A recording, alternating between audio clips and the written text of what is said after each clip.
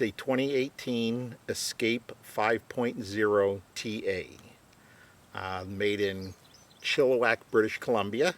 We love our Escape. It works perfectly for us. It is a fiberglass model. It's 21 feet long, which was great. They were designed to be pulled by a half-ton pickup truck, which apparently is quite unusual for fifth wheels because of the payload capacity that goes in the back. But these are light enough. They weigh 5,500 pounds gross weight, 3,800 or 3,700 dry. So we pull it with a 2016 Chevy Colorado diesel pickup truck. Passes 7,600 pounds and it tows great.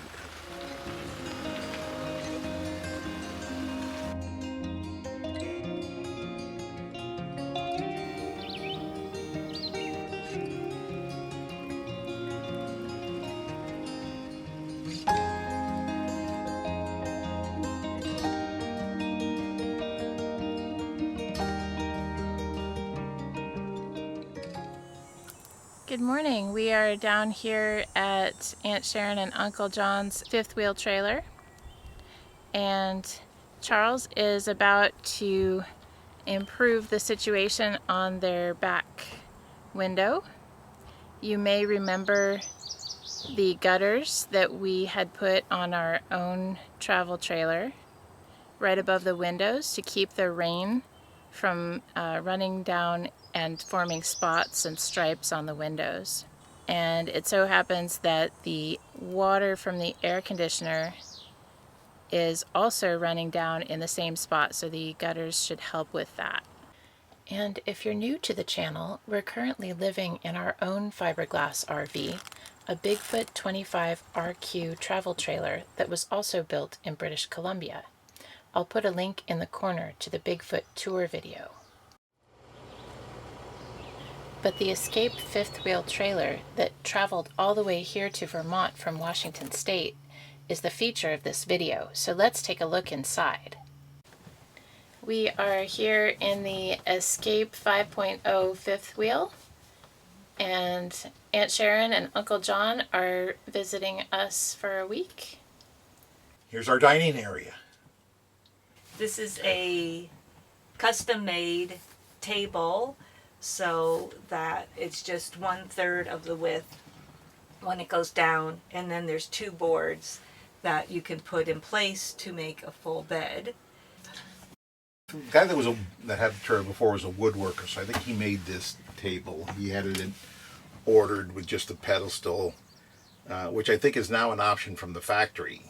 The factory has the option of the dinette the way it is now, with one bench on this side and one bench on that side, or you can get like the U-shaped where there'd be a sitting area here.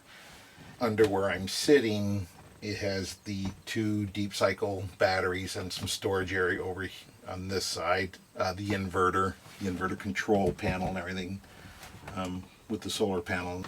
And over under that bench has the water heater, some other electrical components, the fuses and various other things underneath.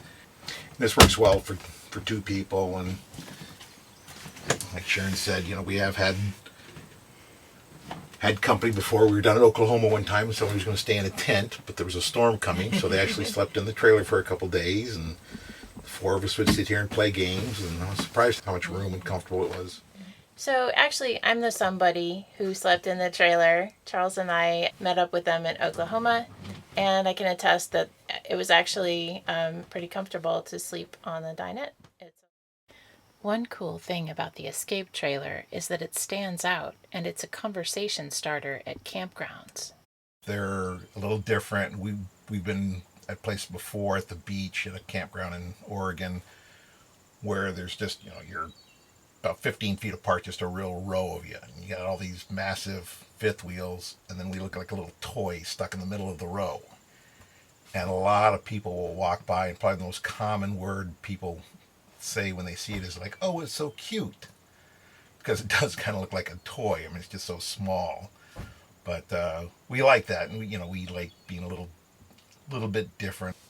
Last year we went on a 9,000-mile trip that was towing the trailer. We covered 24 states in about 4 months. So we're not staying put in a certain place for very long.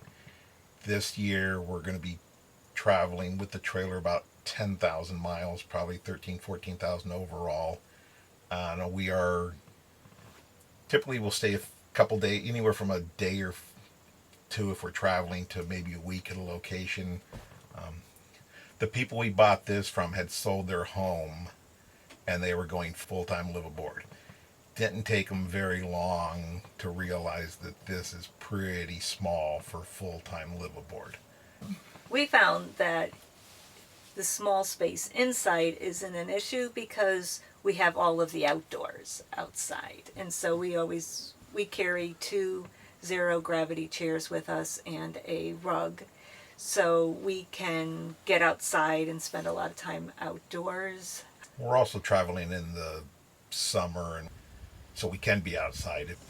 Yeah, it is a 3-season. You can see the freshwater tanks are outside of the hull underneath, and the gray tank is outside of the hull, so they do have a spray-on foam package they can put on that, and with a heating pad so that it would keep it through the winter.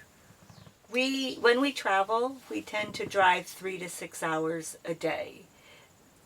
Gives us plenty of time to get into our campsite in the daylight and then be able to explore the area a little that day, which is one of the nice things about having the fifth wheel, because we park the trailer and then we have the truck to go off and explore areas. One of the things we were amazed about was how much storage we have. Our refrigerator is a very nice size, and we were surprised how much food we can store in our refrigerator and freezer. And this area is a huge pantry. They put the lights in there also. They're battery operated, motion sensitive lights. We also use the storage bars to help keep things falling out while we're driving. We can carry a lot of food with us. Here we keep our candy, I guess. Who put that there? Cans, heavier foods go down under sheets, towels. You usually want to have your heavier items down low, so we try to put the towels, like Sharon said, the lighter things up higher. More storage up here. And this is the shelf that the people before us built, and that it gives us a lot of extra usable space.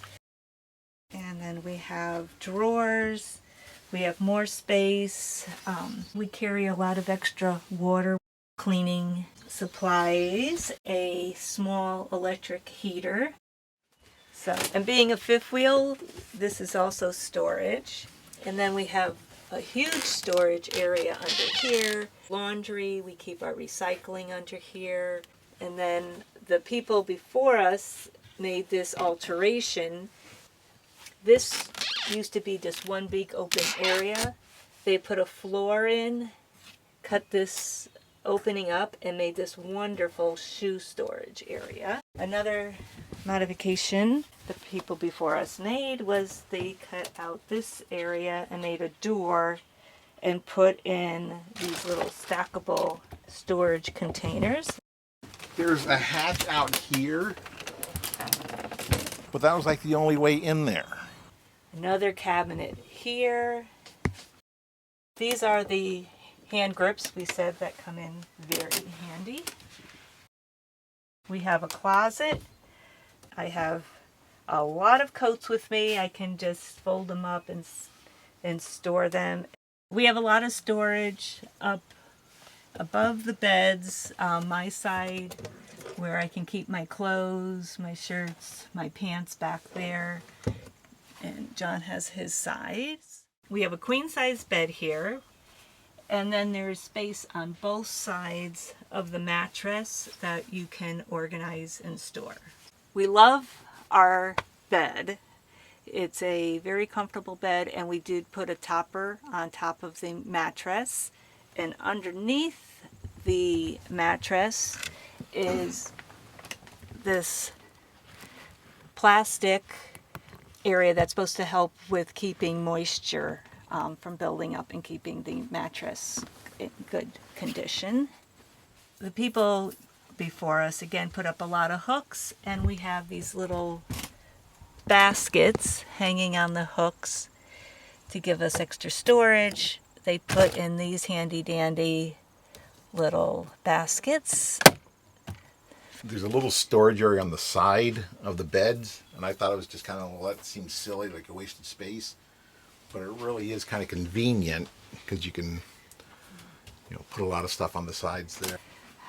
Our kitchen gives us lots of flexibility. We do prepare most of our meals here and just eat out occasionally for a treat. A clip up here so we can keep a hand towel, very convenient. We have our sink.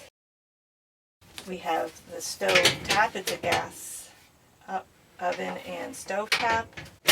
We have the oven. The oven is a option.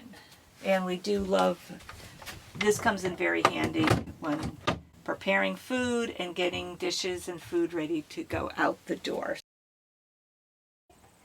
And we have a wet bath, which means that we shower in the same space that the toilet is in. We do take it off and carry it like this when we're traveling so it doesn't fall. The sink is very small. And then we just keep our squeegee right here. So when we finish, we just squeegee the walls to dry them off quickly. There's a fan. And it's wonderful. I love having my own bathroom. When we stop at rest areas, I can just get out of the truck, come back here, and use my own personal bathroom. I like the bathroom. I'm about 6'1", so if you're a larger person, it's functional. It's not the most comfortable thing in the world. Showers are a little tight. Probably the most aggravating factor is when you have the curtain closed, and of course you have the fan on, well then the curtain kind of sticks against you because I'm touching the wall with my elbow on this side. So it would be nice to have, a separate shower area, but then you get up to 25 feet or so, and then you're talking a new truck and everything else. It's like it's perfectly functional and fine. It works. And one of the other things, by being 21 feet long, that gave us the opportunity to get into a lot of the parks. A lot of the state parks, a lot of the national parks, things like that are kind of limited because they weren't designed decades ago for the mammoth 40-foot Class A's and the 38-foot fifth wheels and things like that. So we can get into a lot of spaces that the big guys can't. And it's just easy maneuvering it into campsites. That it's much easier. We've seen people try to get into spots and they've had to give up, and we were able to fit in easily. So we get sometimes some really nice locations.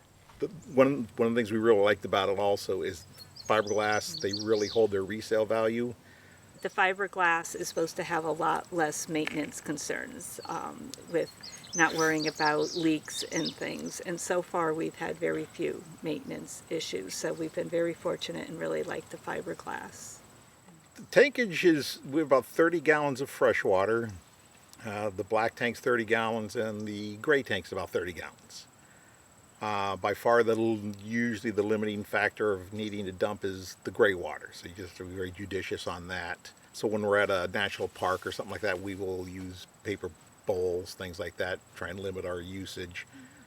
One thing that I'm not crazy about on the trailer is that it's not that easy to get to the furnace. You have to pull it out from inside, which is easy enough to do, but then when you're putting it back in to match it up with the exhaust that goes outside is a real pain.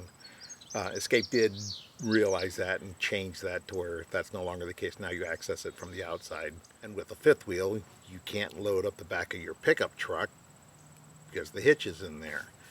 So if somebody likes to bring a lot of tables, literally the proverbial kitchen sink, it's not a good setup for you. It only has the one step. I don't think it's available with a double step. And you can see how we are located right now. The front is quite high, So it'd be a pretty big step. So we have the pallet to kind of give a step up. Not to mention the awning is an automatic awning. That's an optional feature. I think the standard is the manual awning. The automatic one comes out. It has a little wind sensor that if the wind's too strong and the awning starts bouncing around, it's supposed to retract. I'm sure it did that at one point, but it's not currently. The awning itself works, but the automatic feature doesn't retract if it's windy, so we never leave the awning out.